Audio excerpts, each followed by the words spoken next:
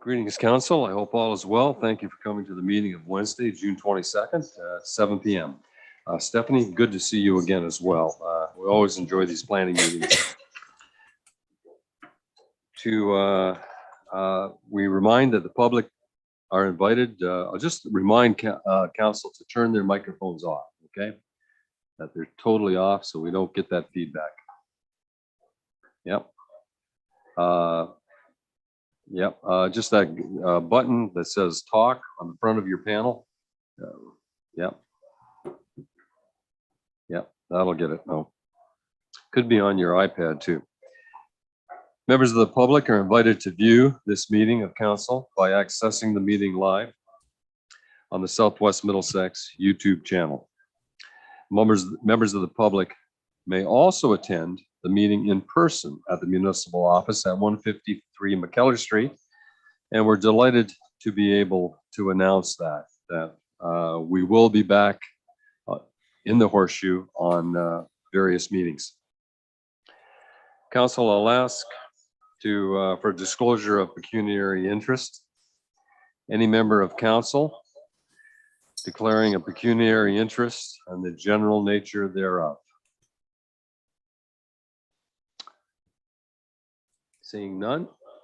Mayor Mayhew, I have my hand up. Oh, is there? I'm sorry. Yeah. Okay. Yeah. I have a conflict on 7A. I just lost my screen. Thanks, Mary Guy. I just lost my screen. I don't know what happened. I lost you completely. Now I got you back there. Yes, Mary Gay. Deputy Mayor, please go ahead. Was there yes, I declared conflict on 7A. 7A. Okay. Thank you very much, Deputy Mayor, for bringing that to our attention. And any other member of council with a pecuniary interest or the general nature thereof? Then we will move on with the Deputy Mayor acknowledging the conflict on 7A.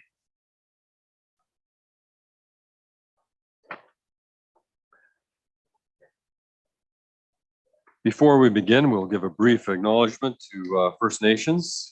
We acknowledge that the land upon which we meet is the traditional territory of First Nations people who have a long-standing relationship with the land, water, and air and the regions of Southwest Middlesex. We convey our respect to our Indigenous neighbors and thank them for their contributions to our culture, community, our past, and partnerships in the future. Council, are there any additions to the agenda? And I have I have a horseshoe to look at and a screen to look at here. So just bear with me for just momentarily for a second. I see no hands. The chair will entertain a motion to accept the agenda as circulated. Moved by Councillor Bartlett. Seconded by Councillor Vink, thank you. Questions? All in favor? Motion is carried. Thank you, Council. Delegations and presentations. Jill, I don't believe there's any. Is that correct? That's correct. Okay, thank you. The consent agenda is before you. I will read these out line by line, and we will move any that you wish extracted for discussion or action. We will move to, I believe it's number 12 on our agenda under new business. And Council, if it's something simple you need clarification on, perhaps we can deal with it following the reading of the correspondence. 5A, Southwest Middlesex Council meeting of June 8th. 5B, the building report, $4,930,000. Of course, our arena is in there. We have vouchers, 5C at $1,885,000. The drainage report of June 2022, that was a very extensive report, very interesting. And Southwest Middlesex operations update. That too was an extensive report of 37 pages. Yes, Mark. Okay, we'll move that then to new business, and so I'll put 5E, Martin. And that was a 37-page report. That was a lot of information. The 5F variance report. And we have some correspondence from Brooke Alverston, quarter revision notice. And we have 5H, Fire Committee of the Brooke Alverston May agenda, February minutes.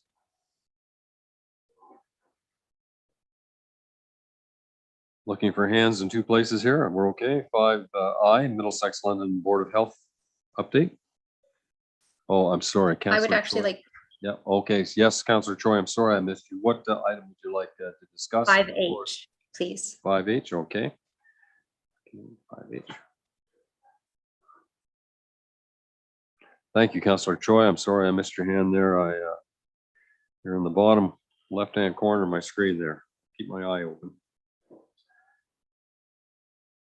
5J, Middlesex Hospital Alliance Foundation.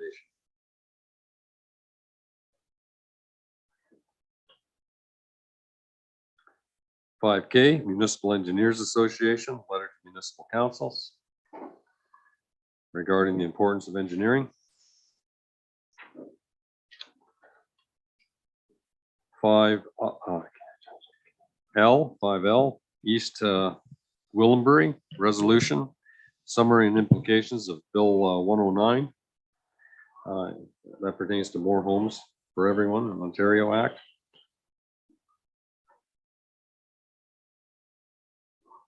I don't see any. If I miss any, just speak up, please.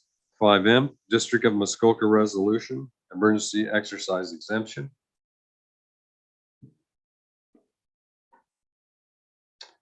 And CN, Rail Safety Week, promoting rail safety.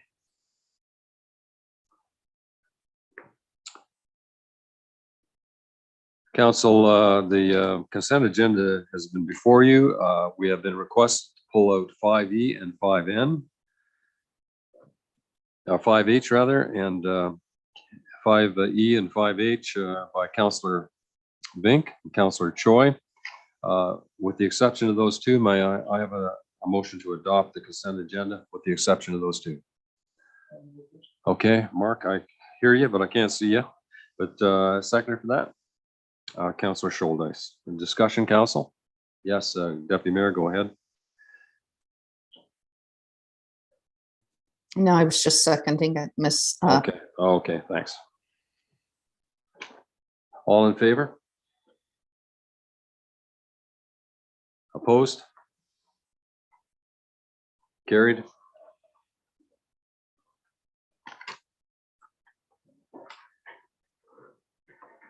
Item 6 on the agenda is our Committee of Adjustment. We have some applications before us. The recommendation is that we move into the Southwest Middlesex move into the Committee of Adjustment to consider minor variances and consent applications at 7:10. May I have a mover and a second for that? Deputy Mayor Wilkins, Councillor Choi. Discussion. Moved by Deputy Mayor Wilkins, seconded by Councillor Choi. Any discussions? Councillor Choi, Councillor Wilkins, your hand's still up. I'm thinking you might be frozen. Okay, no, it's down now. Okay. Any discussion? All in favor, please raise your hand. All opposed? Motion's carried. We'll flip to our other agenda. We will call the meeting to order at 7:11. Council, is there any disclosure or pecuniary interest of any member of council on the applications that are present? I look in two places. I see no hands. We'll move on. We have the minutes of the previous meeting of May 25th before us of the Committee of Adjustment. They have been circulated. I require a mover and a seconder to adopt the minutes as received. Is there a mover, please? Yes, Councillor Vink, Councillor Bartlett. Discussion, council? Seeing none, all in favor of the adoption of the May 25th meeting? Accepted. Thank you.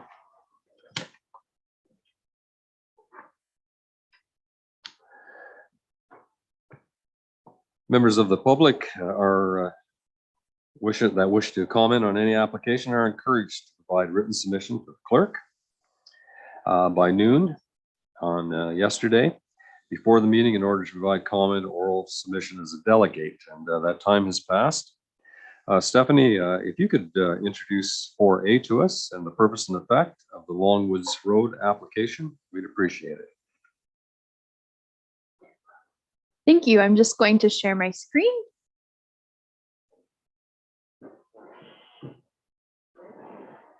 There we go. So the purpose and effect of the application for consent is to sever a residential parcel of land with an area of approximately 1.5 acres from an agricultural property known municipally as 2465 Longwoods Road or County Road 2. The lands proposed to be severed contains a single detached dwelling and an accessory building, and are serviced by a privately owned well and septic system and have an existing access from Longwoods Road. The retained lands contain agricultural land in crop production, some environmental features, and are vacant of any buildings or structures. And access to the agricultural lands will need to be verified as part of the conditions of the consent application. Staff are satisfied that the criteria for severance of a surplus farm dwelling severance on the lands have been met or can be appropriately addressed via conditions of consent. But a unique condition to this particular application is in regards to the proposed rear lot line that runs adjacent to the water course.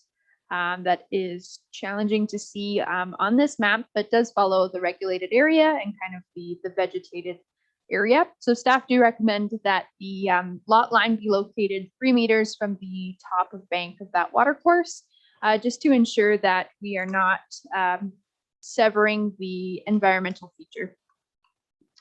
The notice of the application has been circulated in accordance to the requirements of the Planning Act, and staff received the following comments. Southwest Middlesex Chief Building Official has no objection to the application, but does recommend that the following condition be applied: that the existing septic system be confirmed to be wholly contained within the parcel to be severed. The Southwest Middlesex Drainage Superintendent did note that the property and proposed house lot appear to have access to a natural water course. This was not constructed or improved under the Drainage Act, so no apportionment required. The St. Clair Region Conservation Authority did note that the property is located outside of their jurisdiction, and the Lower Thames Valley Conservation Authority had no objection to the proposal, but did note some regulated area implications for any future new buildings, etc. And the full extent of those comments can be found on the agenda. So it is recommended that the consent application be granted, subject to the conditions which council will have before them. Thank you. Thank you very much, Stephanie, for that. Jill, does the applicant wish as a representative or himself or herself here? Yes, we do have Okay. Mara. Then, Oh, yep, she's Mara, on. how are you tonight?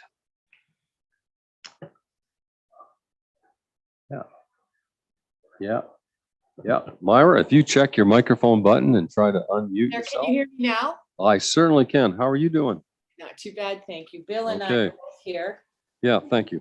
Yes, if you have any remarks regarding the application, Bill, Myra, it's There is access to the property that's agriculture, that there is a culvert at the far corner of that farm that was put in 15 years ago. That was done through the original back in the day. okay. So the access is there. Thank you. And Myra, would you wish to add to that at all? No, Bill knows what Um, my purpose are. I would, you want to keep it How far back from the creek bank?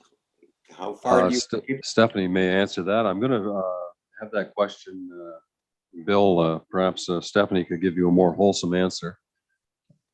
Through the mayor to the applicant, proposed 3-meter setback from the top of bank. Do you think that's wise? Because if you keep it to the center of the creek, then they have the option to keep it clean or to do as they, how they want their property to look.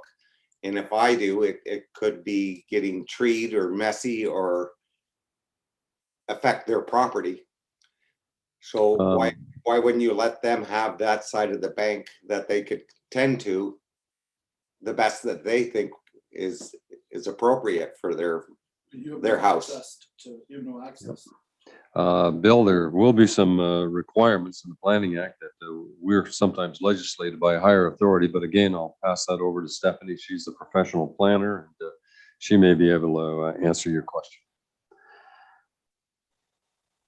Through the mayor to the applicant, the general idea of requiring the lot line to be located not through the center of the water course is generally to prevent the fragmentation of the environmental features along the water course. Currently, lawn exists. Yep, Bill, The lawn exists or a few trees along that, like there's no fragmentation gonna happen if it's gonna be a house. It's not gonna be farmed. a lot of these are determined by policy, Bill, and under the Planning Act. And as I say, we are governed by other bodies of governance, and we have to go by the rules and regulations that are set down and given to us to work with. Stephanie, is there any further response to that? I don't want to cut you off. I think she's given you the best answer she can, Bill. We may have to move on from that. I know that maybe not all the requirements are satisfactory, but in this case, the planner's recommendation is that the severance be granted. So we're on the right track, but we may have to leave that that aspect of it behind. Thank you.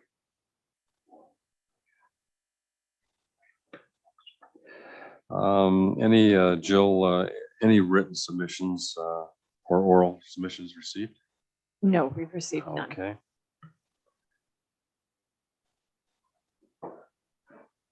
Committee of Council, we're at a stage now where you have been given the planner's report, the recommendations before you. The applicant has had a chance to reiterate his remarks. There have been no oral submissions from delegates. It is our time, our opportunity to discuss this. Are there any questions you would like to ask Stephanie? Through the chair, go ahead, Councillor Cal or Councillor Vink. Thank you, Mayor Allen. Yeah, getting back to this hazard land, when the new owner's in there, there's also a drainage situation.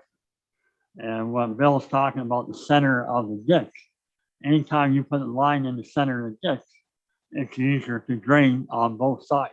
And there's neither side is impeding the other side as far as drainage is concerned. And so I think the center idea is a better idea. As a water course, Stephanie, is that true that being a water course, is it actually deeded? Is that a municipal drain, Bill, or just a?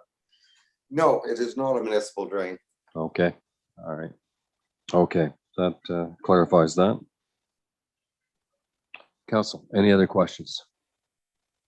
Yes, Deputy Mayor Wilkins, followed by Councillor Scholdes.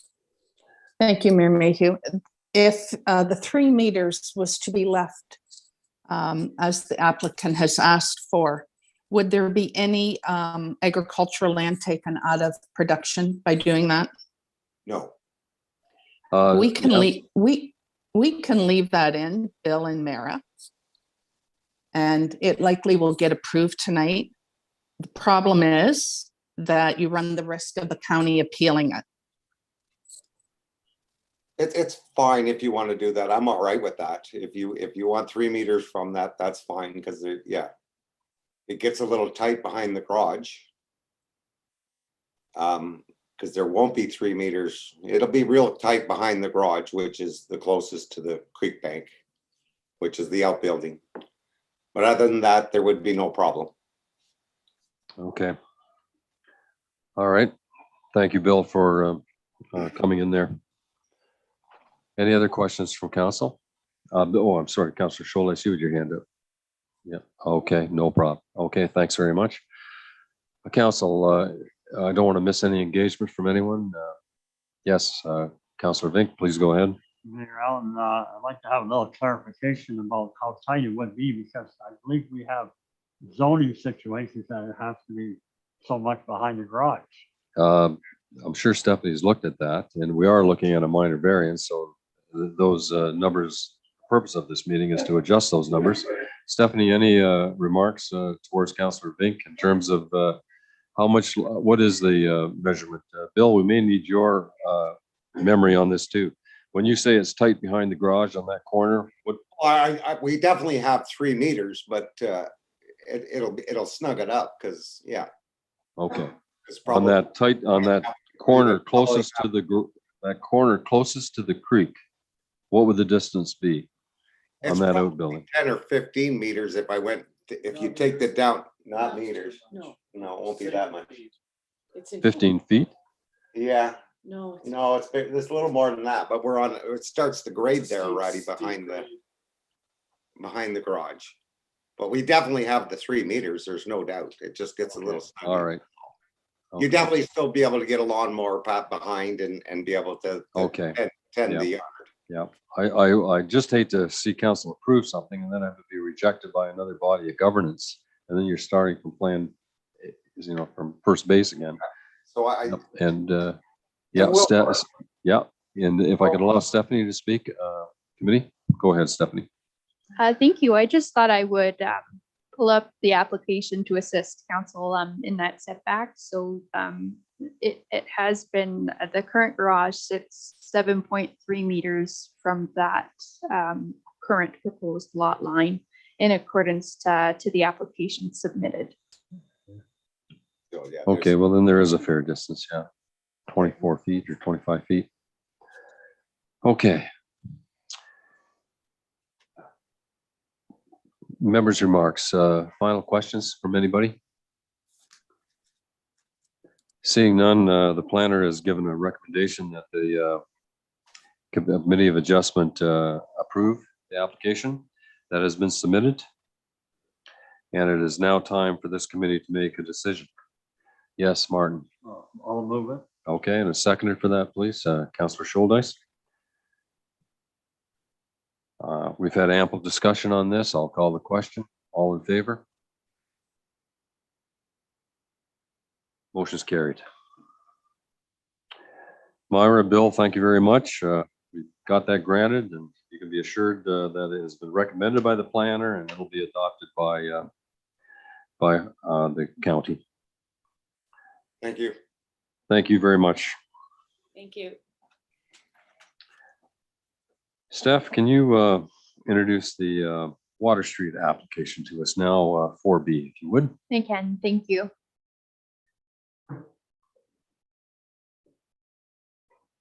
The purpose and effect of the application is to implement a condition of consent application B6 2021, which was conditionally approved by the Committee of Adjustment on May 26, 2021. More specifically, the applicant has applied for the following variances in accordance to the survey, which is on the screen before you.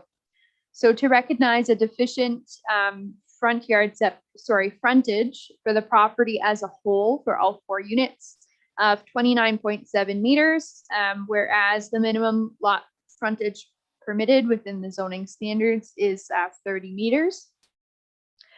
To recognize a deficient interior side yard setback of 1.13 meters or 7.3 feet on the west side of the property, which is unit 4, which you can see the measurement between. And again, this is an existing building, an existing setback, as well as a 3 meter setback on the other side towards unit 1. whereas the minimum setback required is 4.5 meters. And the final variance being requested is to permit a maximum lot coverage for the existing framed shed or accessory building for unit 1 of 11.3%, whereas the zoning standard maximum permitted is 10%. As mentioned, the lands are subject to consent B6/2021, which was conditionally approved, and the result of the severance application will be 4 separate parcels of land, each containing 1 dwelling unit of a townhouse block. Staff have reviewed the application against the 4 tests of a minor variance and are of the opinion that it is considered to be minor in nature, it is considered to be an appropriate use of the land, and it is considered to meet the intent of the Southwest Middlesex official plan and zoning bylaw. The application has been circulated in accordance to the requirements of the Planning Act, and staff received the following comments. The county engineer had no comments. Southwest Middlesex Drainage Superintendent, no comments. St. Clair Region Conservation Authority did note that the subject property is located outside of their jurisdiction. Southwest Middlesex Chief Building Official had no objection, and Lower Thames Valley Conservation Authority had no objections to the application and did provide some general information on flooding areas. And at the time of writing the subject report, no comments were received from the public. So it is recommended that the application be granted. Thank you. Thank you, Stephanie, for that report. Jill, is the applicant present to, or applicants present to make any remarks? Okay, and Derek, okay, Derek, I'm glad you're with us. I see that you're gifted on a computer, so you no doubt have your microphone ready. So we Thank appreciate you. your remarks. Thank you. No specific remarks really. Was just here to answer any questions should they arise. But I think Stephanie covered the the minor nature of a few of the variances needed. Okay, thank you very much, Derek. We're pleased to see you, and we'll continue on with this application. Jill, have there been any oral or written submissions? There's been no written submissions. All right. We have had no one register to speak. Okay, thank you very much for that information. Members' remarks, committee, you have an opportunity to ask Derek through the chair or Stephanie through the chair. Any questions on this application? Just pause for a moment to make sure I'm looking at everyone's hands here.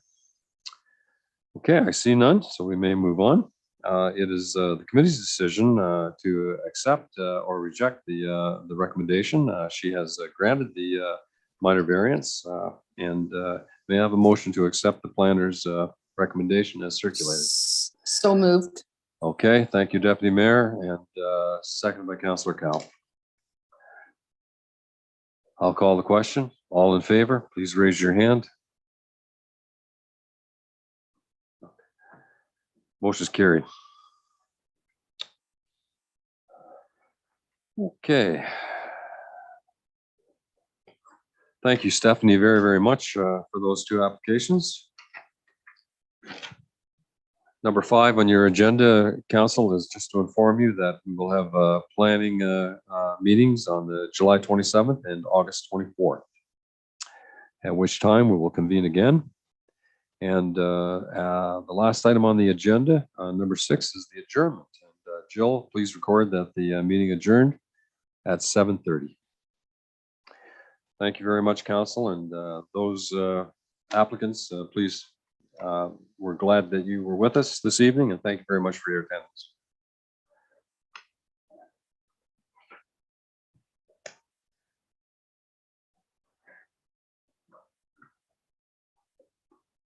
Council, we left the council meeting on number 6 when we made the motion to go into committee adjustment. We are on number 7 right now. It is there's 3 zoning applications to deal with. The first of 3 is 7A. Stephanie, the purpose and effect of the zoning bylaw and amendment. Could you walk us into it, please?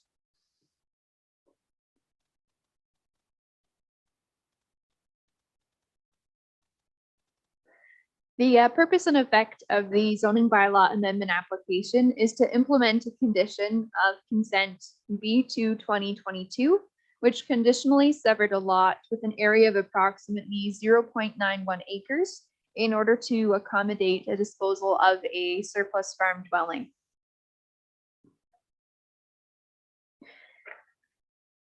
The zoning bylaw amendment proposes to rezone the retained lands of consent B2 2022 from the general agricultural A1 zone to the site-specific rural residential RR-4 zone in order to recognize the residential use of the lands, limit the range of permitted uses, and to recognize an existing deficient front yard setback of 4.37 meters, whereas the minimum front yard setback required in the RR zone is 10 meters. The zoning bylaw amendment application also proposes to rezone the severed lot of consent B2 2022 from the general agricultural zone to the agricultural A2 zone in order to prohibit the establishment of new dwellings on the remnant farm parcel. Staff have reviewed the concept plan provided by the applicant and did identify that the existing house also has a deficient setback from the center line of Longwoods Road, being classified as an arterial road under the jurisdiction of the County of Middlesex. So the dwelling currently sits approximately 22.37 meters from the center line of Longwoods Road, whereas 38 meters is required. So staff do recommend as part of the proposed site-specific zoning that this deficiency be incorporated into that. All other zoning standards of the parent rural residential zone appear to be met. So staff are satisfied with the proposed site-specific rural residential zoning. And staff are also satisfied with the proposed agricultural A2 zoning. And all zoning standards for that zone category appear to be met. Notice of the application has been circulated in accordance to the requirements of the Planning Act, and staff received the following comments. North Middlesex Chief Building Official, no objection. Southwest Middlesex Drainage Superintendent. The subject lands are located outside of the watershed of any municipal drain. No apportionment is needed. St. Clair Region Conservation Authority noted that the subject lands are located outside of the jurisdiction of St. Clair Region. And Lower Thames Conservation Authority had no objections to the proposal. And at the time of writing the subject report, no comments or concerns have been received from the public regarding the proposal. So it is recommended that the application be granted in principle, limited to first and second reading of the zoning bylaw, and further that the final reading be provided upon the completion of the registered plan. Thank you. Thank you, Steph, very much. Council, you've heard the planner's report. Next, the applicant has a chance to speak if they are still with us. Failing which, we'll move on. Jill, I don't want to cut anyone off. I think we're on our own, are we?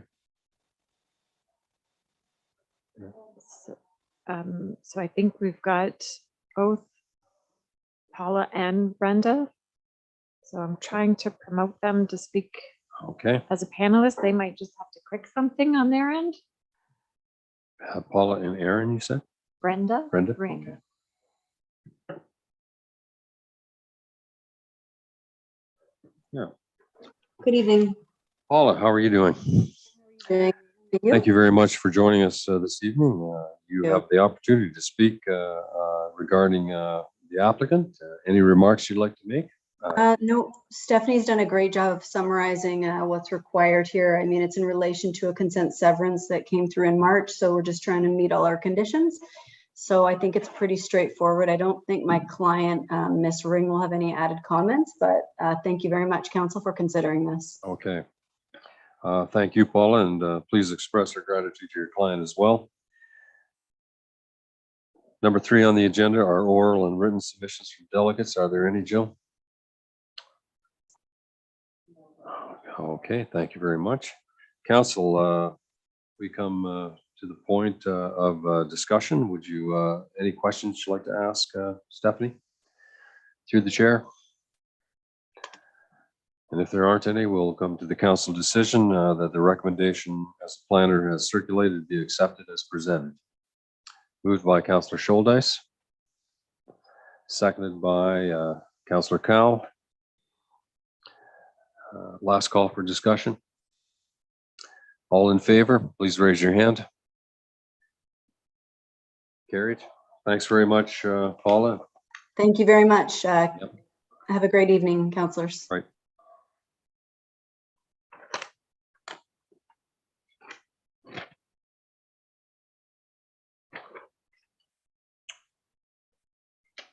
Okay. Stephanie, have you got anything else on your sheet here? Two more. You've got one of three. Okay, please introduce this one to us.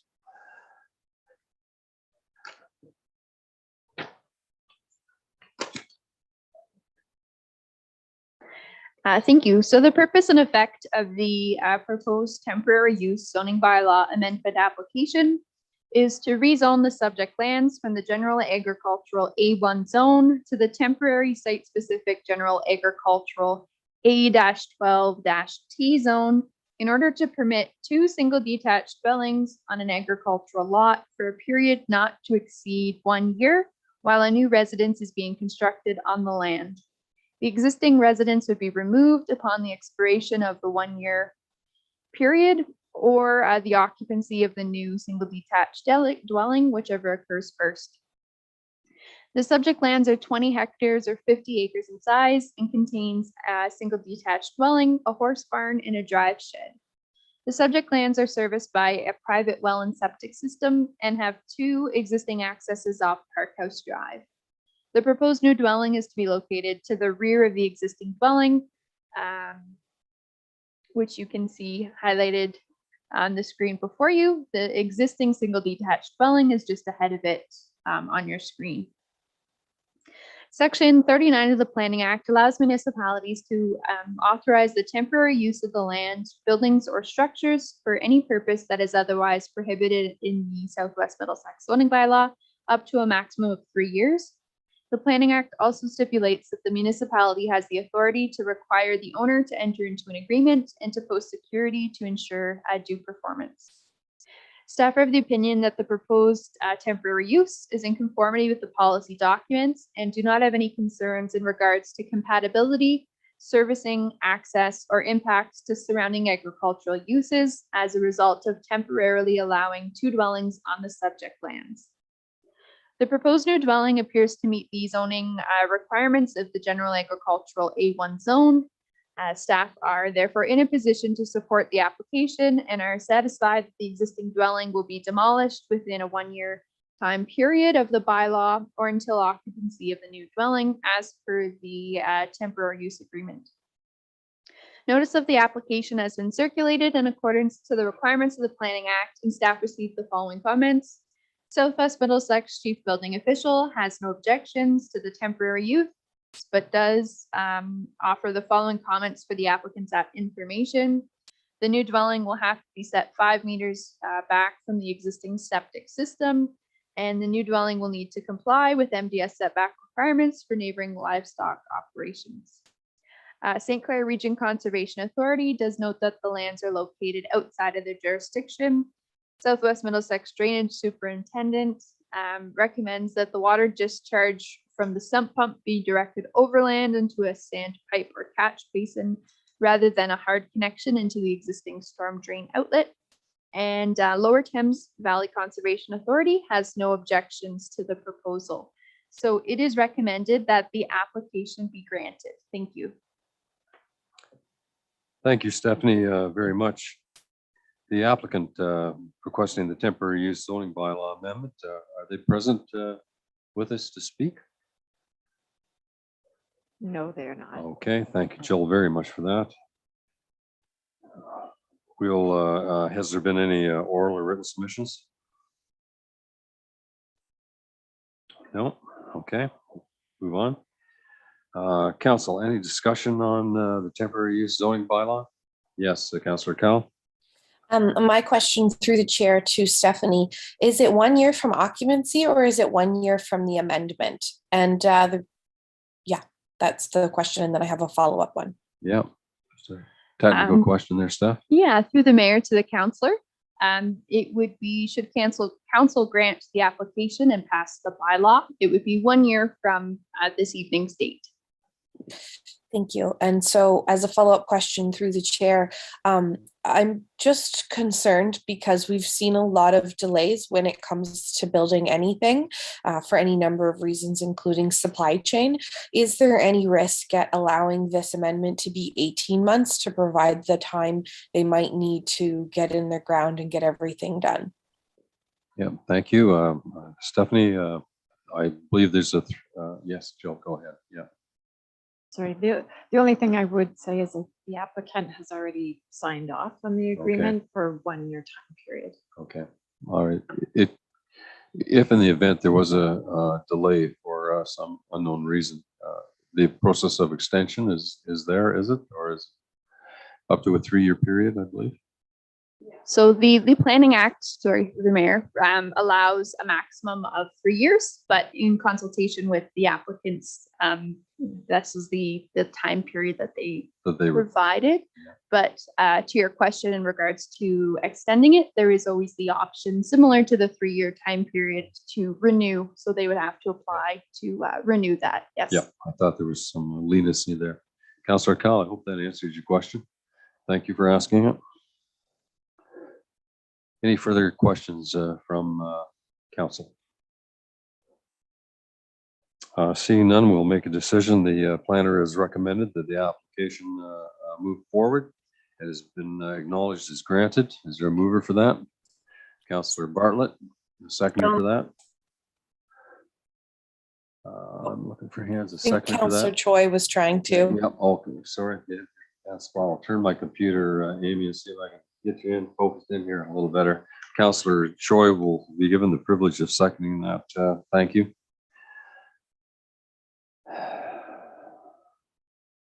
Okay, council, there's been adequate discussion, I think, on this. The chair will call the question. All in favor of the motion being granted? Approved.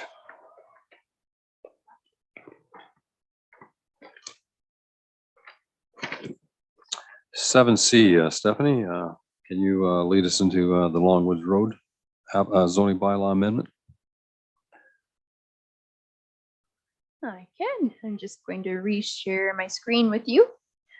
So this rezoning application was submitted concurrently along with the severance application that was heard before committee this evening.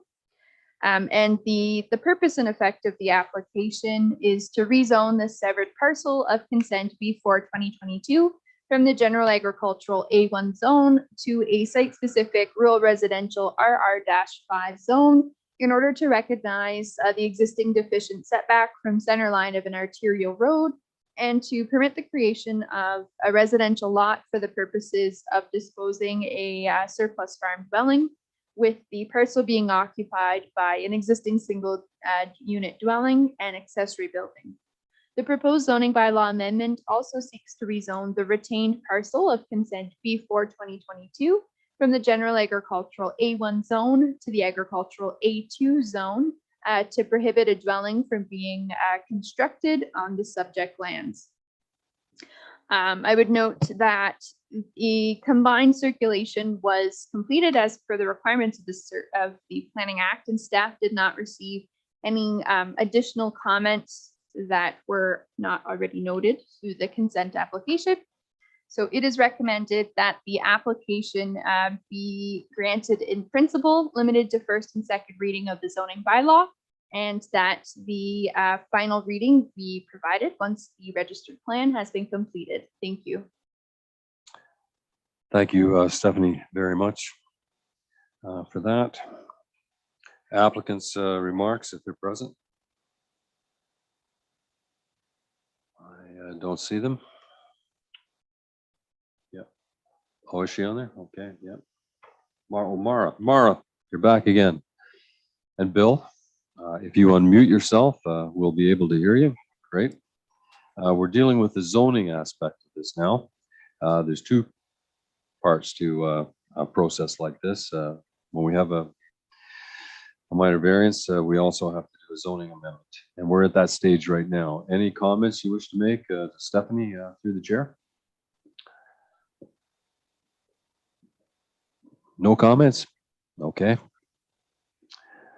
Alrighty, I don't see any coming. We'll move on then. Council, we are at oral and written submissions. People, I don't believe there are any. There isn't any, Stephanie? Okay, that's fine, thank you. I wondered if Jill was going out to get someone. That's why I turned to you. Thank you. Council, we have the opportunity to ask any questions to Stephanie on this. It's your turn if there are any questions on the zoning amendment. Seeing none on my screen or at the horseshoe, we'll move on. It's council's decision that the zoning bylaw amendment to P8 2022 2465 Longwoods Road be created from agricultural A1 to site-specific rural zone and retain the parcel of land general agriculture to agricultural A2. Motion for that, please. Martin, and seconded by Deputy Mayor Wilkins. And the chair will call the question. All in favor? All opposed? Carried.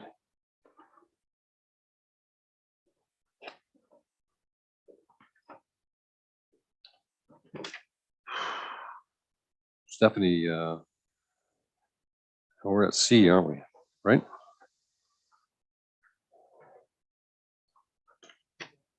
We're done with that one? Okay, C, recommended 8.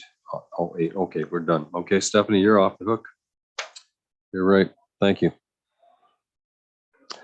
Staff reports, please, Jill, correct me if I'm wrong. I don't believe there's any fire report tonight. Is that correct? And we'll move on to 8B, site plan approval delegation, and I'll let you walk council through this. Yeah, thank you, Your Worship. The province has made changes to a number of pieces of legislation through a recent bill that enacted changes to the Planning Act and the Development Charges Act, etc. The motion that is being recommended here is as a result of those changes, where councils will now have to delegate authority for approval of site plans to a person. So through the discussion with local CAOs and the county in terms of what's the best practice and what will work for our organization, the recommendation is that it be delegated to the CAO. And I'm available for any questions.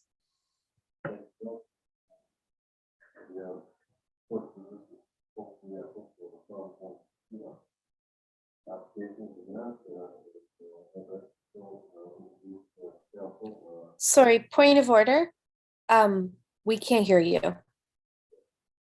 Thank you very much. Yes, Jill has given a description that we are mandated to go through with this, and we certainly will entertain the questions to Jill through the chair. I'll watch both screens. Please go ahead. Questions, anyone? Okay, yes, Mark, go ahead.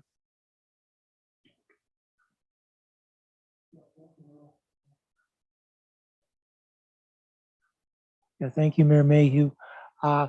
Will we still see these site plans at council, maybe in a consent agenda?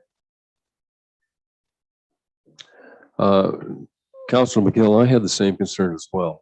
I was hoping that council does not lose sight of the development opportunities that are coming forward by staff. And if I would hope that when the application is finished and reviewed and all the criteria has been met for approval, the courtesy of informing council, I think, is important.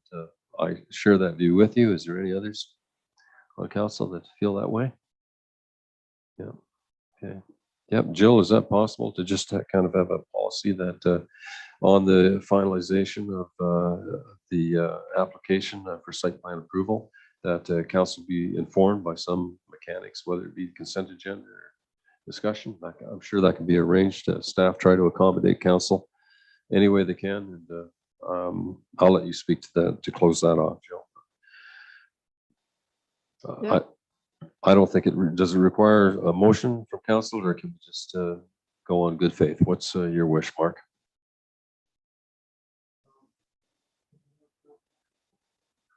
Did we hear Jill's response? I gave Jill the opportunity, but I didn't mean to cut you off, Jill. Go ahead, please. Certainly, I don't think that would be an issue. We could share that either in a consent agenda or at the time, or both, once site plans are through, and it can be done through perhaps a development coordinator position as well. Good. That's good. Yep. And not only do we want to know that information, I think the public want to know it as well. It's kind of celebratory when something like that happens in Wardsville, happened in Glencoe, and we want to get that good news out. And thank you, Jill. I don't think it requires a motion. We have a staff that certainly will communicate that to us. Oh, Martin, go ahead, please. Yep. Thank you, Mayor Allen. Just a quick question. What about, I know Jill doesn't take very many holidays, but let's say if Jill happened to be gone for a couple of weeks, is there someone else designated to take her place? Yeah, I don't think she takes, even when she's on a holiday, Martin, she's working, so. But I'll let Jill answer that, but I'm sure she can delegate. But Jill, I'll let you answer that. Yeah, through you, I don't know that there would be a time where, unless I was completely off, I'm not sure that there would be a time where we would have an application that would be so quick that we wouldn't be able to get it approved through this position in this role, because the process still does take some time through pre-consultation in order to get the information. It gets reviewed to see if the application is complete. If it's deemed complete, it gets circulated to all agencies. So we kind of have an understanding of the timeline at the early on. So I appreciate that, Martin, very much, but I don't know that I can see that we would need to, but certainly if you want to create some additional delegation, we can provide you some feedback on that. At this point, this is just in response to the province saying that it has to be delegated to a person. Okay, thank you, Jill. Council, any further questions? Yes, Deputy Mayor, please go ahead. Thank you, Mayor Mayhew. So my question is to our CAO. So Jill, the bylaw that controls site plan control would still be council's. Would that correct? Yes, go ahead. Yeah, through the mayor. Yes, certainly site plan control bylaw is within council's custody to make changes or even have one. So the existing one is a 2014 bylaw, and there's an opportunity for some revisions on that front as well. So we as staff are looking at that along with county legal to assist in some suggestions about what could be considered for updating as well. Thank you, and that'll be forthcoming. Thank you. Yeah, thank you, Deputy Mayor. That'll be forthcoming in the future. Jill, thanks for that. Council, any further questions? Last call. The recommendation is before you that Jill be appointed the individual that administrates site plan approval, and she'll work with her team in respect to that. And we also have her kind acknowledgement that she will keep council informed on those successful applications, and they will be communicated to council and our community. Would someone move this recommendation? Thank you, Deputy Mayor. I'm looking for a seconder on this. Councillor Bartlett, thank you. And there's been adequate questions. I don't want to miss any engagement of councillors. I'll ask one more time. Seeing none, all in favor? It's carried. Thank you, Jill. And Jill, we have a community improvement application here that you're going to introduce to council. Sure, I'd be happy to. Sheila McCann would normally make this presentation. She prepared the report, but she was just having a little bit of trouble logging in tonight. So I shared with her that I thought we could handle it, given there's a few faces around the horseshoe that have been involved in the evaluation and recommendation for this. So the Community Improvement Plan Evaluation Committee was provided with this application. And this is at 205 Main Street for improvements related to accessibility and frankly, it's the front door and access being made easier for the public to enter there. So the grant being proposed is for, if you've got the amount right there on your screen in the report, it's $1,442.73 based on the lowest amount of overall quotes. And the reason this one is a little bit later than some of the other ones that came in was just challenging getting people who were able to provide quotes to this property owner. So the committee has recommended this to council for its consideration. Thank you, Jill, very much. Council, any questions you'd like to ask Jill on this? I don't see any hands on my screen. They're around the horseshoe. I have a question. Councilor Kell? Oh, yep. Go ahead, Councilor Kell. Yep. Thank you.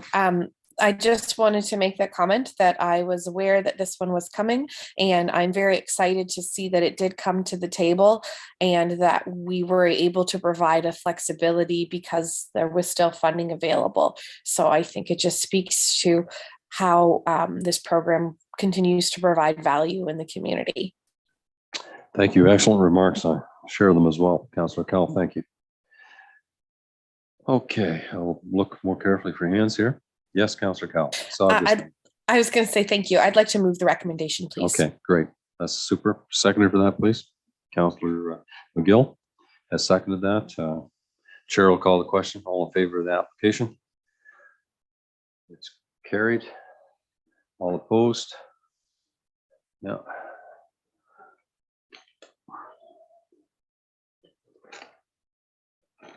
Okay, we have building that was in the consent agenda, and Sarah Arena's in there. Finance, I know Kristen's on the screen, but I don't believe there's anything to report. Operations, excellent report submitted, Greg. I commend you for that, and Councillor Vink would like to discuss that under new business.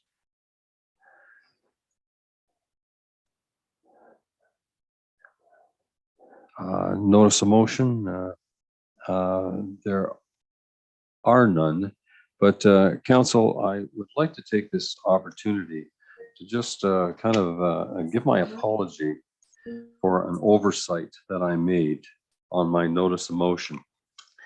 That there was a friendly amendment made to that notice of motion that a staff report come through. And I neglected to jot that down in my notes. This friendly amendment pertained to my notice of motion.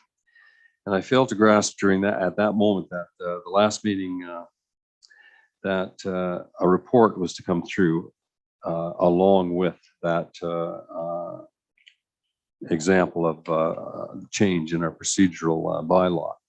And I apologize for that. In discussions with staff, it came to my attention, and on reflection following that staff, I'd like to see that staff report as part. I should have brought this up under the minutes of the last meeting, but it's my observation that that vote was supported by a very good majority on council, and I'm sure that many of them had that in mind, that there would be a staff report coming through. If you examine the minutes, I believe just the bylaw would be coming through, and I think a report should accompany that. It's an oversight on my part. It has the scribe did an excellent job of writing it as she thought, but in the interpretation of that, I should have told them that a report should come forth as well, so that council could fully discuss that and get a full understanding of it with the assistance of our staff and our administration. So what I would like to do is that to put forth a motion that a staff report accompany the notice of motion that the mayor gave, and to really clarify it, that we will have that before us so we can amply discuss it. That's my feeling. I'm trying to express what I now think was the opinion of many around the council chambers, that they expected that report to come through, and I was amiss at not giving instructions to the staff to make sure that that was in the minutes, and it was not. I can answer questions on that. I would like to see that recommendations from staff come forth, and as mayor, I will move that. If I'd be kind enough to get a seconder, we can be assured that that recommendation will come forth. Mike, thank you very much. Okay. Yep. Thank you. It was, but Mike, it was included in the original motion, but Jill and I have discussions following these meetings, and I think I expressed it very poorly to Jill, that you know, I was looking for that example of motion, and I take full responsibility for that. That it was, because I saw on a post that you had actually posted that recommendation would come forth, and that was your understanding of it as well. And I want to thank Councillor Choi for the discussion I had with her today, and Councillor McGill as well, just to reflect on that, to make sure that I guess what I'm looking for is that the correct intention of spirit is in that, and we'll have a full discussion on that as a council. And thanks very much, Councillor Scholdice. Any questions on this? And I will ask for a vote. If there's any clarification, and staff be directed to bring a report back on the notice of motion. And Jill, if you can give me any guidance on that, if I missed anything, please advise me, no problem. I welcome any pointers you could give. Are we covered on that? An understanding by staff? Okay, thanks very much, Jill. And again, I take full responsibility of that. I'll call the question. All in favor of the report coming forward on the mayor's notice of motion? All opposed? Okay, carried. Excuse me. We'll find our place here. Excuse me. I hear a voice. Oh yeah. There is Councillor Cal. actually a Oh, notice sorry, of Councillor Cal. motion. You know what I got? I found a message right in front of you. It keeps popping up here. Exchange password. And it's right on your picture, this big message. So you're right behind a message, Councillor Cal, in my corner. Go ahead, please. Yeah.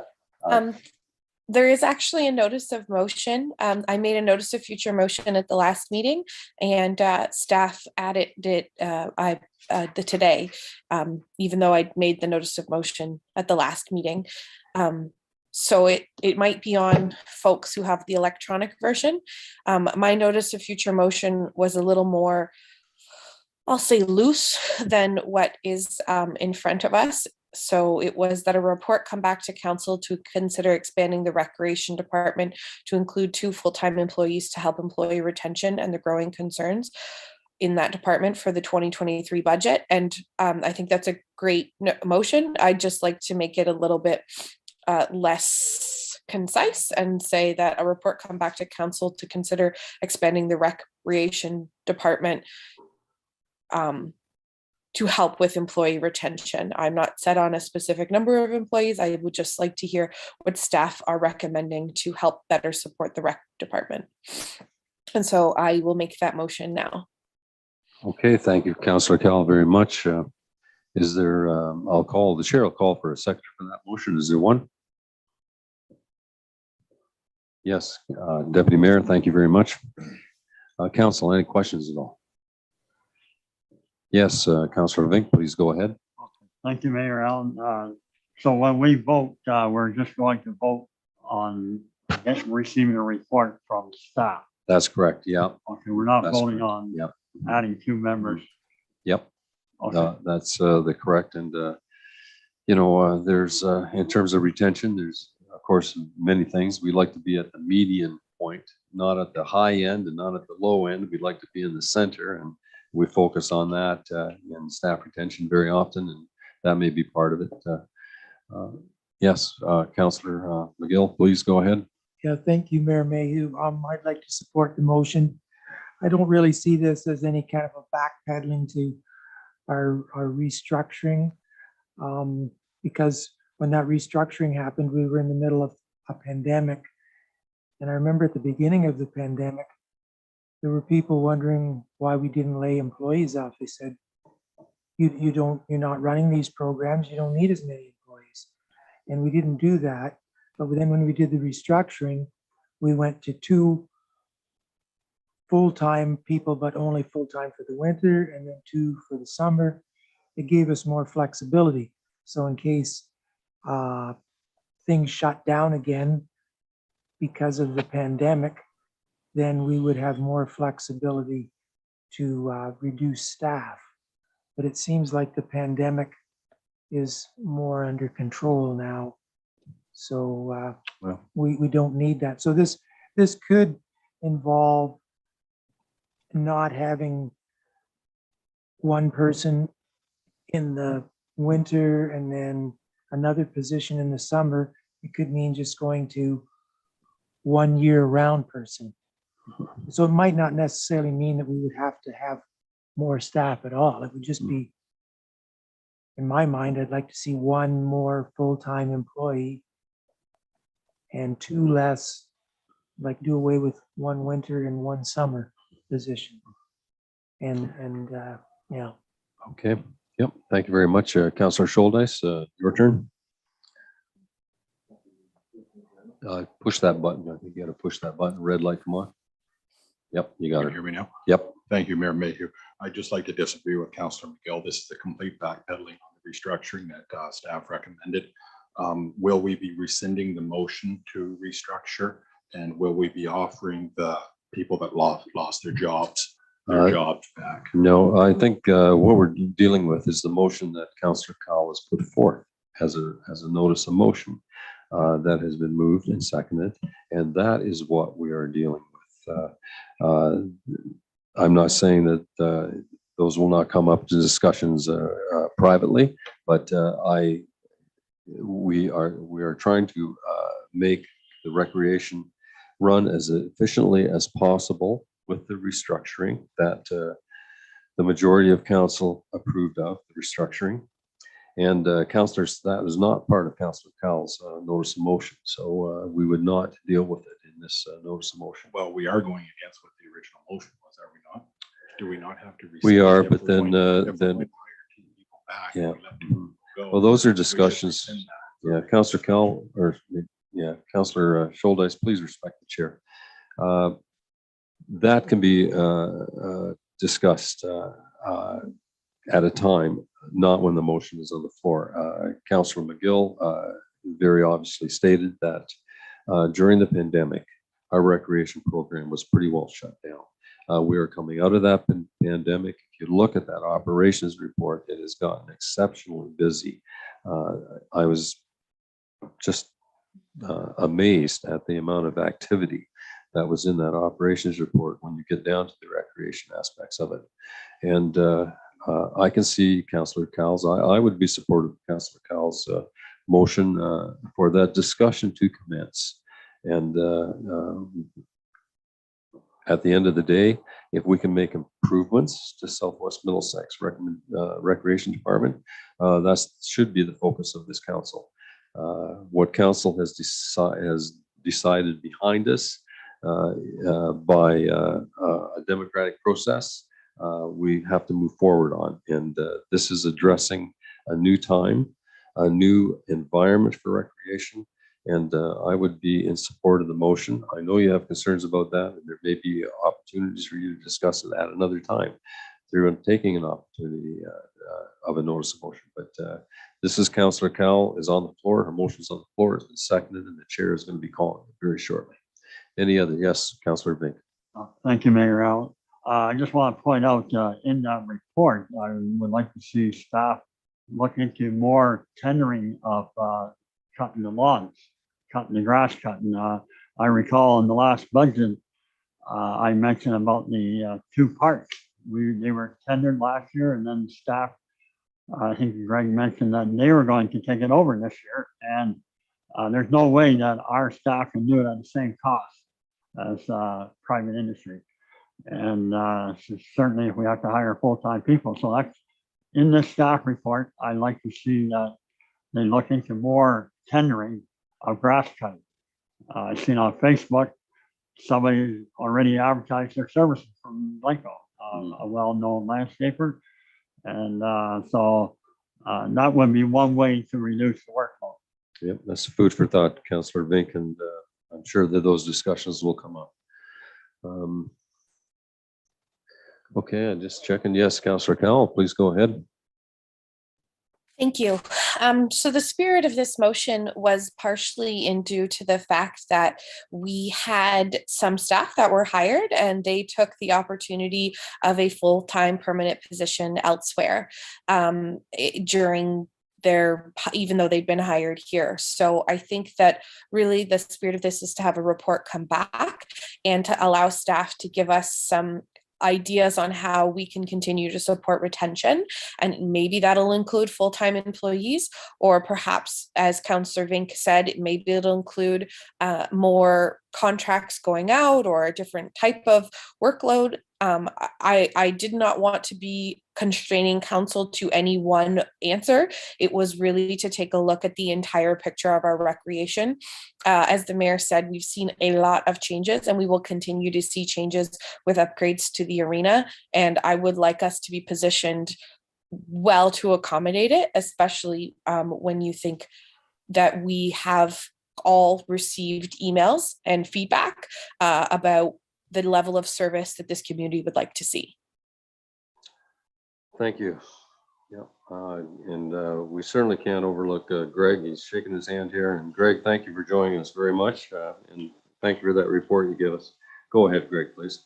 Yeah, and just quickly, and through you, Mayor Allen, to council, I think that Councillor Cowell makes a good point that, with this motion, we certainly can bring something forward to council that addresses the staffing and the increase in the growth that we have within the department and within the community. And, it certainly will address the level of service delivery that council has requested and wants us to report on. So I think it is a good idea that we bring something back to council, but for me, it is about delivering the service to the residents of this community. So, and that will be the thrust of what we provide. Thank you, Greg.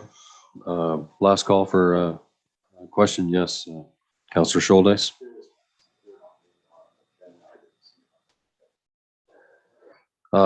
It's Point of order. Yep. I could not hear his comments. I believe he asked why it was late getting on the agenda, and Councillor Cowell, I believe you gave reason for that it did come in late to staff, but Jill has her hand up. I'll certainly give Jill the floor. Councillor Cowell, certainly if you'd like to respond, your opportunity is after Jill, if you'd wish. Jill, please go ahead. So Councillor Cowell provided her notice of motion verbally at the last meeting. So really getting this on the agenda is just to assist as a reminder. Notice has already been provided verbally. That's why there's a time lag. So there's two ways to get notice of motion before council. One is to do it verbally, and then it is considered at the next meeting. The other opportunity is just to submit it when the agenda gets circulated by the Thursday noon before the agenda goes out, and that's how written submissions go.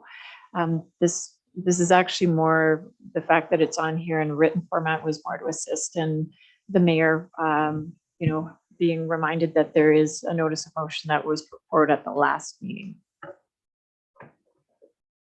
Yes, follow up, Mike. One follow up, please.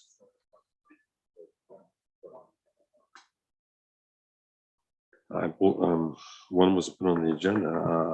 I'm not aware of that, but at an appropriate time. That was just. Well, yeah, Jill, go ahead. So I'm not sure that everybody heard the question. Um,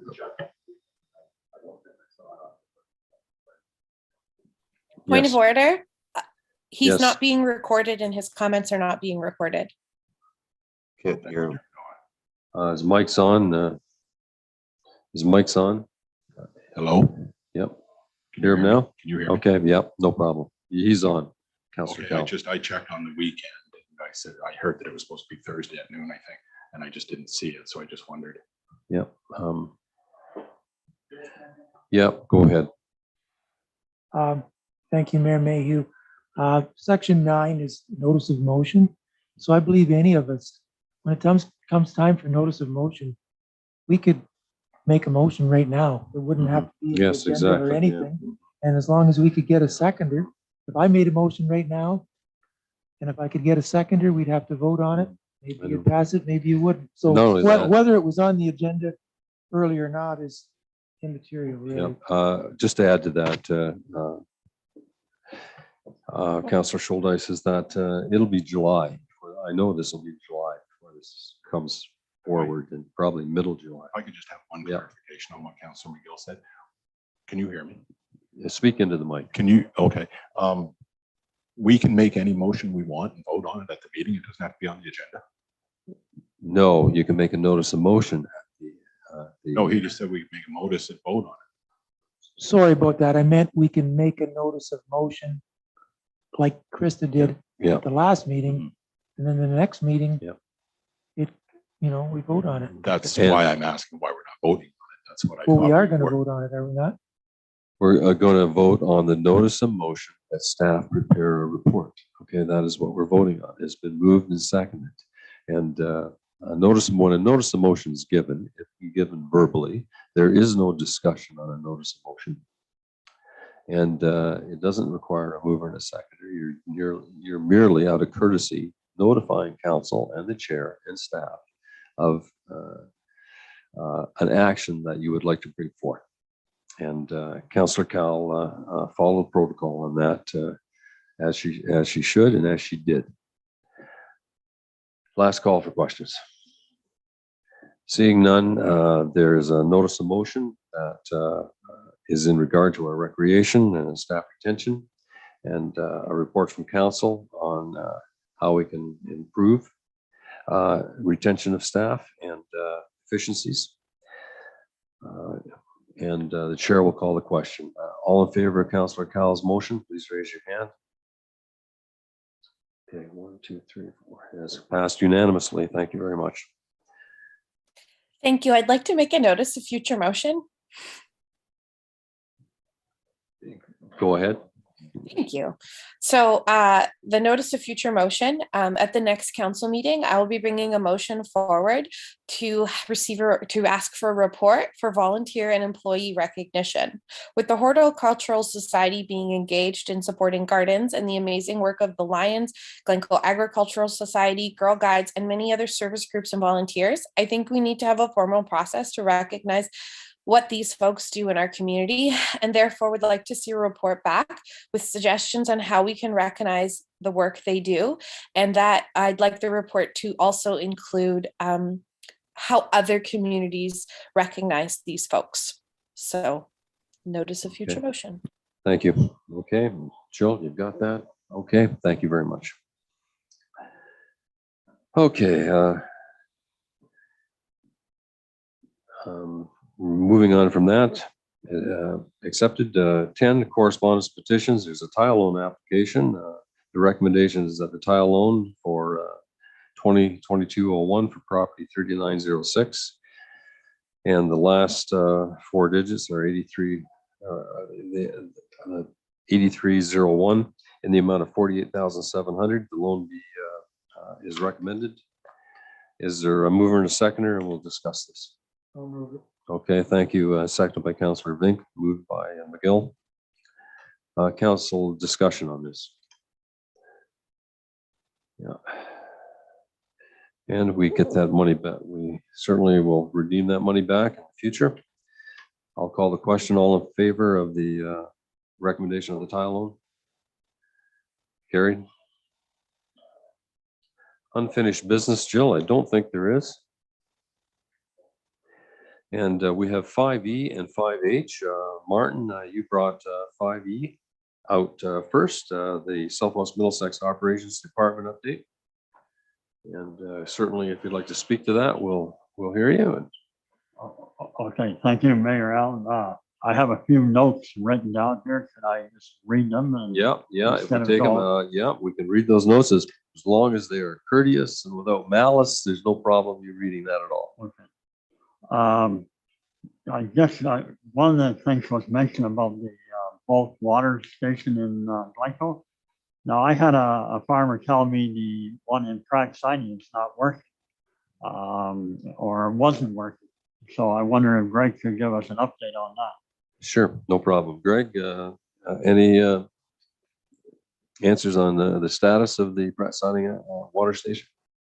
Through you, Mayor Allen, to Councillor Vink, that's the first I've heard of that. I've had no report that the station hasn't been working. When we had the other station, when the construction or the installation of the new station in Glencoe was being done, we certainly shared keys up there so that everybody had access to water. But I know nothing about that. Well, I think it was a case of, excuse me, Mayor Allen, a case of not being able to get a key to get into the bulk station. Well, there's no one around to get a key. And through you, Mayor Allen, if you know, that I could have resolved very easily if I would have known that was a situation, but there was a fair bit of key exchanging going on. Yeah, that's a case. That's a case, Councillor Vink, where, you know, if you have a concern of a ratepayer, you know, call staff, tell them about it, and you could probably pick up a key at my house in the middle of the evening. Yeah. So there's, you know, in order for staff to address a ratepayer situation, talk to them, and arrangements can be made for those keys to get in the hands of those who need them. But anyway, I'm sure Greg will follow up on the status of that, and he'll make sure that we've got a good inventory of keys. And there's certainly various ways to get them in the right hands. So my next point, Mayor Allen, is the slurry seal application. It mentions about Ann Street in Glencoe and Victoria Street, but there were streets in Middlemiss and a few other streets in Melbourne. Are they not going to be reapplicated as well? They, the two streets that are destined to receive that application when staff get the appropriate information on them in terms of time and costs and the science of the application. The complaints came in from Victoria Street and Ann Street. The binding of those two roads was in question. I received countless complaints on those two roads. And that's a case too, where those complaints that we received on Victoria Street in Melbourne and Ann Crescent in Glencoe, there were complaints of a non-binding granular on the top, dust, and the focus was on those two streets. This is, I might add too, and Greg will comment on it later. I brought this to Greg's attention following a walk up north. I was on a tar and chip road that had this slurry seal on it, and I made inquiries as to who did it, and it was I found it was a berry company. So I called them and made some inquiries and investigated what it was, and they referred to it as a slurry seal. And this particular company does a substantial amount of work in St. Thomas at the time. And so I passed that on to administration for their professionalism. Operations know much more about this than I. I passed on the information that I had, and I also passed on the discontentment of some of the people on Ann Crescent and on Melbourne in Victoria. And staff are very much aware of this. If we're going to spend the money, we want to spend it wisely. I think Greg is awaiting information in the process of gaining it. Greg, can you add to that in any manner? Yeah, and through you, Mary Ellen, yes, we are still working with the providers to see what would be the best time and how this could be applied in these particular areas. So once I have that information, then we can, we can have further discussions about this, because it is a product too, where we're going to have to ensure that the residents are well aware of what's happening in their little cul-de-sacs and along their small streets. So that has to occur. And slurry seal isn't new to this municipality. I mean, this municipality has had slurry seal application in the past, and you can see it on the roadway. The roadway that we're going to be replacing, the extension of Old Road from Thames to Melbourne, that is a township road that has been slurry sealed in the past. So, yeah, more information is going to be coming on that. Yep. Thank you, Greg. And good questions, Councillor Vink. The downside of it, when I looked at it, it's a 5-hour dry time, which on some applications, and perhaps Greg can find something more beneficial than that. But there is a dry time that greatly inconveniences the people on those streets. So there's got to be a lot of communication that go out on this. If I could have just one more, I know. Yeah, one more. Yeah, I'll allow that. No, you're being quite courteous. That's what you get. If you're courteous, you get to ask 3 questions. I thought I was always courteous. You are. Yeah, you are. No, your presentation. Just go. Your presentation's that one. Go ahead, Mark. Anyway, in Greg's notes, I noticed with the arena, it says something about emergency generator incorporated into the project. Was this approved by council? That's my question. I had the understanding it was. It's very important that we have our facilities, especially our facilities that will be hosting people in the event of an emergency. And we thought that with the renovation and the space, that it would be very appropriate to have a generator in that aspect. And that certainly was in the application that went into the government, both the province and the feds. And I'm going to ask Jill or Greg to help us out on this, but I'll let them answer. Go ahead, Greg. And followed by Jill if she wishes. Yeah, Greg, you're muted. Yeah, thanks, Mary Ellen. And through you, I think Councillor Vink would remember that council approved through the capital budget $150,000 for the installation of a new generator at the arena. So what I mean about incorporating in the project is that if we're going to be putting a new generator on that particular building, it is important that the work that's going on there right now is going to be conducive to that particular hookup and how that generator works. So it wasn't a project that was approved through the TPA agreement. It was a project that was approved through the capital discussions around the horseshoe here. So we will stay within that number, but it is important. There was no sense of doing the renovations on the arena and then having to change things to throw a generator on it, after the fact. So I think we raised that with the consultant to make sure that all the right electrical components were in place so that the generator could be part of this particular project, and the most efficient way to do it as well. Well, I think that's good. And as I say, in the case of an emergency, it would be beneficial. Yeah, go ahead. A question? Okay, go ahead. Yep, you're on. Okay, it's on. You can hear me. Yep. I understand. I've had some complaints about the brine on the roads going on late, and I understand that we have agreed to June 30th. And I wondered in future years, if we could bump that up to May 30th. If there's any reason why we can't have it.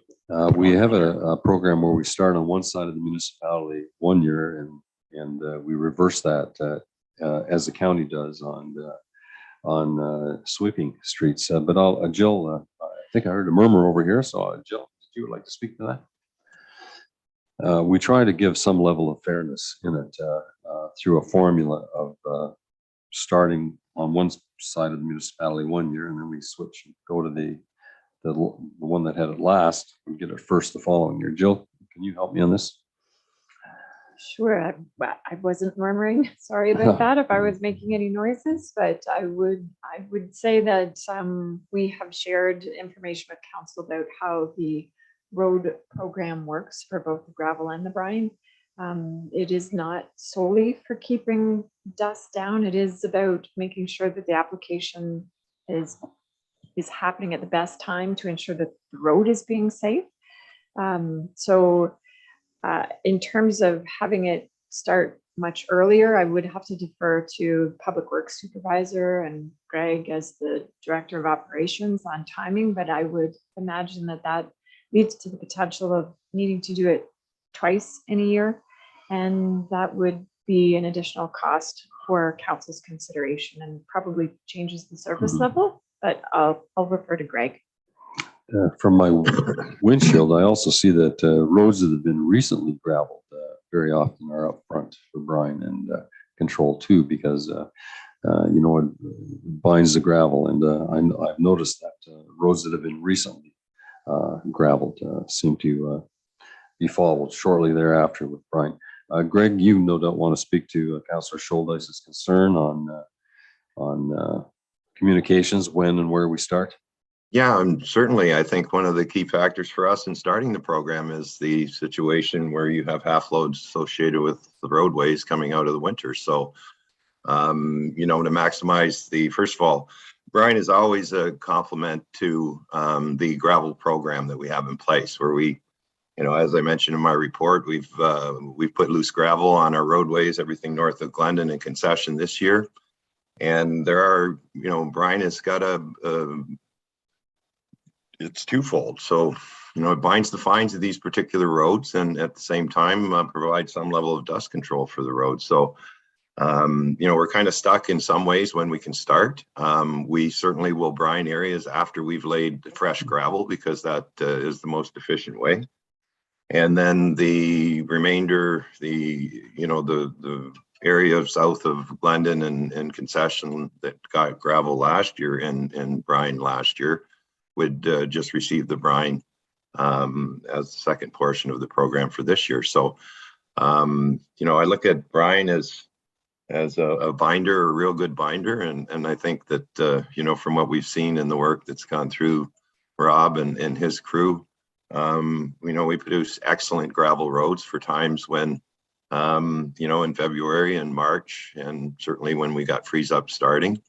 That's when we require, and this maintenance then proves out so that we can keep these roads open and they're safe for the public. So remind council as well that we do have pretty close to 800 kilometers of one lane roadways, and if you take into account both lanes that we have to apply gravel and brine to. So it is a great program here. And sometimes it's hard because, we just don't get the weather, or we are in competition at the same time with all the other municipalities that are doing very similar thing if they don't do it themselves. So I know Rob works hard every day at trying to get this done as soon as possible. And, we hope sometimes for better weather so that the dust is not as bad, but that's generally the how the brine and gravel program are laid out. That's why it's tendered so soon in the new year and when council passes the budget. So if council passes the budget in the end of December, that's being tendered out, and then we usually start right after half loads come off the road. So I don't know if there's any questions further from that, but thank you, Greg. No, that's I really and truly, I know that there will always be complaints coming forth on roads, any other aspect of the Southwest Middlesex community, but our gravel roads are in good shape. I was at the water tower this morning chatting with one of our road workers that was filling a tank, and water's a part of the process in this too, Greg, as you well know, and it's an integral part of the ingredient. So there are a substantial amount of miles that go on, and as Greg mentioned, we're brining both sides of the roads, where in the past decade of council this was not happening. So our level of service has gone up, And, I certainly have empathy for those that are having dusty situations, but we're trying to be fair, and our men are working well during their shift and doing the best they can. Councillor Cowell, go ahead. Thank you. I have two questions. The first Yeah. one is the Swim to Survive program. Through the chair to Mr. Storms, I'm very excited to see the Swim to Survive program. And you mentioned that we have almost 100 children participating in it. Have they already been able to do their Swim to Survive over the last week, or is it something they'll be doing next week? We can see if we can get an answer for you, Councillor Yeah. Cowell. Yep.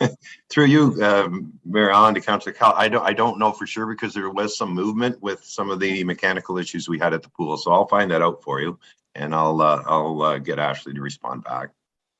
Okay. Thanks, Greg. Thank you. And Yeah. the second Yes, question? go ahead. Yeah, please go ahead. I am wondering, through the chair to Mr. Storms, I had seen in the information the change to the timeline for the arena, and I'm wondering when you made the different user groups aware, which would include also the Fair Board and the Hockey and Skating Club and any of the other users I've missed. Yeah, and through you, Mayor Allen, to Councillor Cowell, council was notified in my report, so I really wanted council to see that particular date before anybody else did. I notified the Fair Board earlier on this week and notified all the user groups as of today. So our goal with that is simply just to notify them at this particular point, but we will be meeting with all those user groups, not only to discuss the status and the update and the renovations at the arena, but to see if we can provide any assistance to them as far as any other places that we know of that they could rent ice, and certainly to solidify the ice time moving forward if our goal of getting that building open January 1st comes to fruition. So. Okay, Councillor Cowell. Yep, please go ahead. Just as a follow-up to that, I am happy to hear that we are going to try and support them in finding additional venues for ice or what have you. The other question I had was, is there any possibility to run the ice season later? Are we capable of doing that in an effort to extend it instead of being done at the end of March, maybe look into the end of April to try and facilitate an extended season? Yes, Greg, would you like to answer that? Yeah, through you, Mayor Allen. I don't know that, I think Councillor Cowell's in my brain here or something, but yes, I mean, there's no doubt that that is something that we'll be looking into. So especially starting in January and based on the users' programs, etc. Yes, we would be looking at that. Okay, an extension for ice time would be a good idea. Okay, Councillor Vink, did we cover your questions? Do you have any more? No, Okay. well, I did have, but I was going to ask about the arena, but Okay. and that's all I'm going to talk about. Okay, all right. Okay, you're satisfied then? Yeah. Okay, thanks very Thank you, much. Mayor Allen. Yep, thank you, Martin. I didn't want you leave you out of any aspect of the discussion. That's looking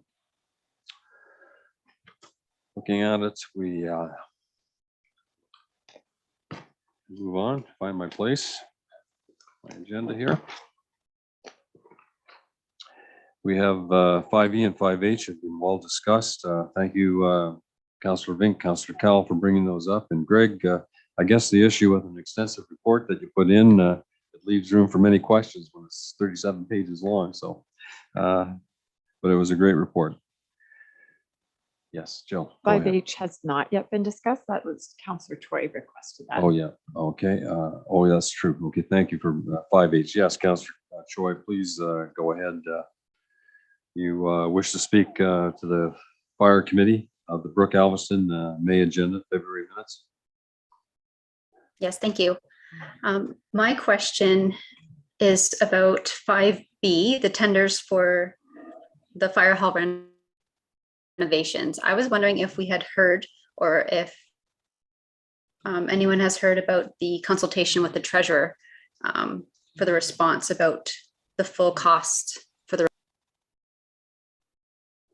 Okay, and do you wish that question directed to Kristen? Is that where you wish that question directed to, or operations? Amy, you're having some computer trouble there tonight. I'm not sure if maybe Councillor Bink would have. Can you hear me? Yep, I can. Yeah. And you wanted to bring Councillor Vink into the discussion, do you? Yeah. I was wondering if he has heard Yeah. anything. Yeah, I realize that. Yeah. Yes, Councillor Vink, do you have any aspect of the true cost of the renovation or how it's going down there? Well, I do have some indication, but I believe that our CAO is the best person to answer that. Okay. She has ongoing discussions with Janet Denkers. Okay, that's great. And thank you for that, to channel that over to our CAO. That's great. Jill, could you assist us on this? Yeah, my conversations with the CAO from Brook and Alvinston was she was going to help facilitate making sure that information could easily make its way onto our agenda. So she has helped to share the minutes of the meeting and the agenda for the past meeting. And so that's why we're able to share that with you tonight. But I do not have any additional information about the budgeting process for the Brook Alvinston Fire Department. I think perhaps that was a discussion at the meeting. And I don't know that Councillor Bink, I think you were not at that meeting. Is that right? Oh, that's right. Oh, excuse me. Mayor Al. Yes, go ahead, Martin, please go ahead. Yeah, Mayor Al. That's correct, Jill. However, I did look at the minutes. I did talk to Janet before the meeting to bring up a point that the deputy mayor had brought up, and I specifically talked to Janet ahead of the meeting. And that's not in the, I believe we did receive a report from Janet that we owe the money on the whole total. There has been errors made as to the difference. The difference is $4,650, not $6,000 or $7,000. So the difference between the two. And like I've stated earlier, I feel that we have a very good relationship with Brook Alvinston. And they, Jill did ask Janet to contact the auditor. And this is what Janet did. And the auditor felt that Brook Alvinston was correct in what they were doing. And so that's all the information I have. And personally, I feel that we have a very good relationship with them. I really get along good with them. And I feel that we should move on. Okay, thank you for that, Councillor Vink. Councillor Choi, certainly give you the privilege of a follow-up. If you wish any follow-up questions, or are you satisfied with that? Okay, thank you very much. I didn't want to overlook any. Okay, look for hands here again. Anything else on Brook Alvinston Fire Department, Council? Okay, we can move on. No action taken on those items. Look around. Okay, we're good to move on. 13 is County Council and conference updates. We will have conference updates at some time. They'll be coming. Announcements. Any councillor have announcements? Looking around, nothing on the screen, nothing at the horseshoe. I certainly want to remind all of council that Canada Day is coming on the 1st of July, and the Canada Day Committee has got a nice package together. It's a little tighter time frame this year. It'll go from about 1 to 9. Okay, so 1 o'clock there'll be opening ceremonies and the singing of O Canada, and we're really hoping to see how many voices we can get to sing our national anthem. Almost a challenge is being put out there that we would like to see larger crowds than what we've had in the past, which have been exceptionally minimal at the opening ceremony. It's an important part of Canada Day. So you don't have to have a good singing voice, just show up and sing the anthem. I do remind council that there are tables that we give away, giveaways for kids. We have a large inventory in the municipal building here, and plus we have budgeted the purchase of Give Canada Day giveaways, flags, pins, tattoos, and things of that nature to children. And they'll be given out around the pool area. And they will be given out for a period of about 7 or 8 hours. We have 8 counselors, and if you can give 1 hour of volunteerism, I'm pleading with you to send me an email or a message that you'll take it, whether it's from 1 to 2, 2 to 3, 3 to 4, 4 to 5, on to 8 to 9, if you want the evening shift. We could really use volunteers at that table. I will be there the entire day probably. And another thing we should announce, if you want tickets to a good roast beef dinner, they're available from the Lions Club. And I'm sure that Councillor Bartlett will testify to that. That is a good meal and very plentiful. And your tickets are available from several locations, and Lions and CMB Creative Concept on Main Street, Glencoe. Jed Raycraft sells them, and Mel Monez sells them. And I think there's other Lions that have them in their pocket as well. So please support the Lions dinner. And council, we would really like the public to see the face of council at this giveaway children's table by the pool. So contact me and let me know what time would suit you. Okay, any further announcements? Last call. All the church dinners must be over. There's no closed session, Jill, I've been advised of. There are 6 bylaws, council, before us. The 5 to be given first, second, and third reading, and the latter to be given first and second reading only. Bylaws 2022-57, 2022-60, and bylaw 2022-62 being given just the first 2 readings. The recommendation is before you. It's been circulated. So moved. Thank you. And that was Councillor Cowell's voice. Seconder for that, please. Councillor Choi, thank you.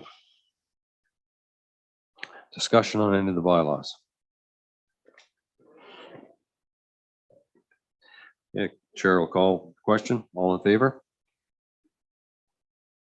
Carried. Future meetings subject to change. Council, if there is not enough business for council to discuss, we have canceled those in the past. We want to make sure that we have a full agenda. We try to avoid half-hour meetings, bring them to a time frame that we can do some business, and you'll be advised of that. Jill is in excellent contact with me. If that should develop, we discussed that before council, and she has an eye on that all the time during the summer months. And we will adjourn this meeting at 8:49. Council, thank you very much. Staff, thank you for being with us, and we're very pleased that planning could be with us as well. Thank you.